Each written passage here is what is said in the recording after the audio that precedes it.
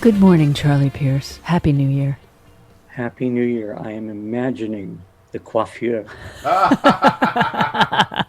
Her hair is just as tousled How high as is your the beard. water, mama? 6 feet high and rising. That's not funny. Yes, it is. It's because You of got rid of your studio rat- You got rid of leaks. your rats by flooding your house. Yes. Exactly. Yes. Not a good plan. Well, it's a plan that That was worked. not well thought of. All right. I hope everything's okay. I hope there's, no Yes. black mold and Yes, no, I did ask that same question. Everything appears to be fine. Yep. Okay. We are more likely to die of bubonic plague. But anyway, let's move on.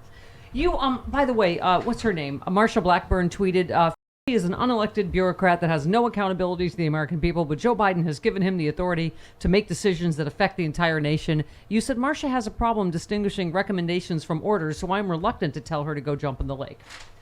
That was nice of you. That was a rewritten tweet, by the way, because it was originally I am reluctant to advise her to go herself. Yes, right. Yes. And I thought that would be undignified, and I would have to explain it on the Stephanie Miller show.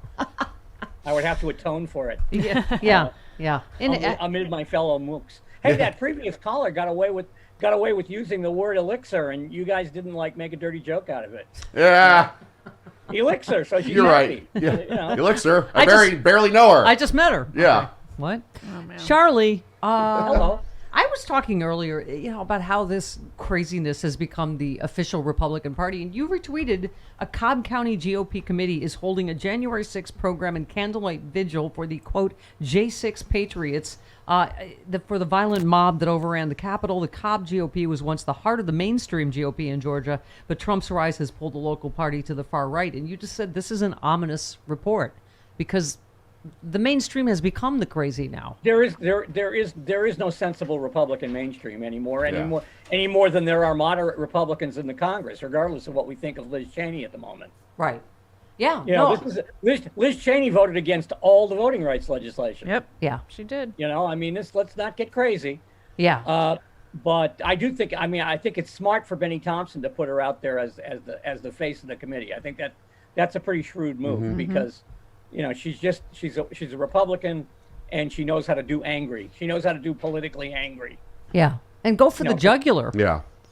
You know. Well, we'll see. I mean, if they're having they're having the devil's own time finding the jugular on anything at this point. Yeah.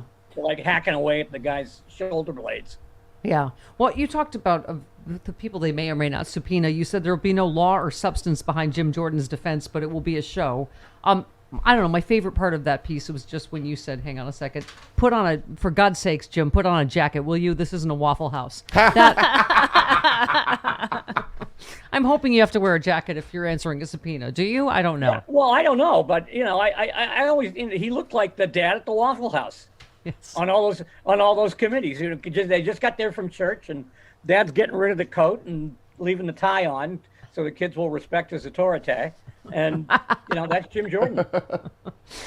Charlie, we've been talking about this all morning, though. That just, I honestly don't even know how to navigate this. That we just long ago lost any common set of facts. Whether it's about polling is just really disturbing about the big lie, the election, the insurrection, you name it.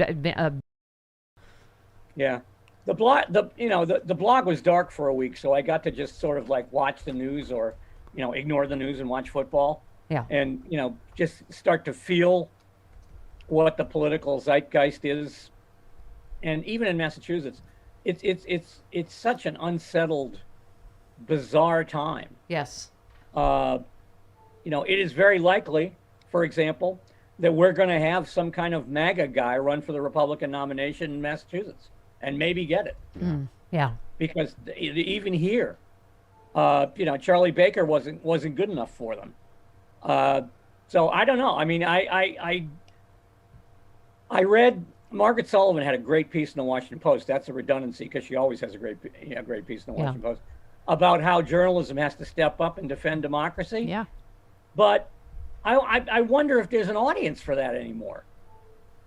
It doesn't look like the country's that dedicated to democracy anymore. Yeah. Yeah. You've got 30% of it country's out of its mind. 30% of the country that is been driven out of its mind by the crazy people. Yeah. And you've got 40% of the country that just sits there like a lump in the middle and doesn't seem to be threatened by anything. Well, more and more people are writing books like Malcolm Nance's, What is the name of his title of his new book? Of course, terrifying like him, but They want to kill accurate. Americans. They want to kill Americans. I mean, look at the guy going, when do we get Malcolm to start does shooting get his people? teeth- Malcolm does get his teeth down to the bone, doesn't he? Yeah. But a lot of people are writing books like this that just extremism experts saying this is a really uniquely dangerous time. That throwing around terms like civil war and secession and And what is the percentage of Republicans? Having candlelight vigil for a bunch of freaking vandals. It's like 40% of the Republicans think violence will be necessary to something against the federal government. I mean, it's just you're right, Charlie. It's a uniquely disturbing No, time. I mean, I wonder about those polls. It's very easy to say yes Right. to that poll, and then have no intention of ever picking up a gun. Right. Yeah. So I mean, I question sometimes the value of those polls and whether or not they do much more harm than good. Yeah. You're polling about whether we're going to have a civil war. And how many of those people, Republicans, Charlie, do you think really don't think Joe Biden won legitimately, or they just don't want to be wrong? They just don't want to believe there's more of them than us. Do you know what I mean? They want to feel like, no, Yeah. more people think how I think. I think more people think Joe Biden did not win legitimately than don't want to admit they're wrong.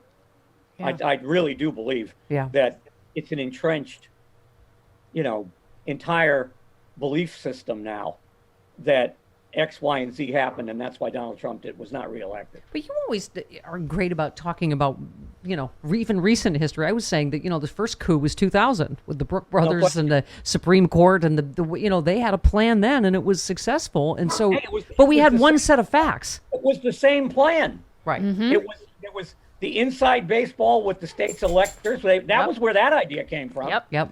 They were gonna send their own electors to Washington and Florida, and then there was obviously the inside game with the Supreme Court, and then there was the outside game at Miami-Dade that stopped Right. the recount. But my point is How is that we could, to this day, I don't understand how that wasn't a violation of the Voting Rights Act.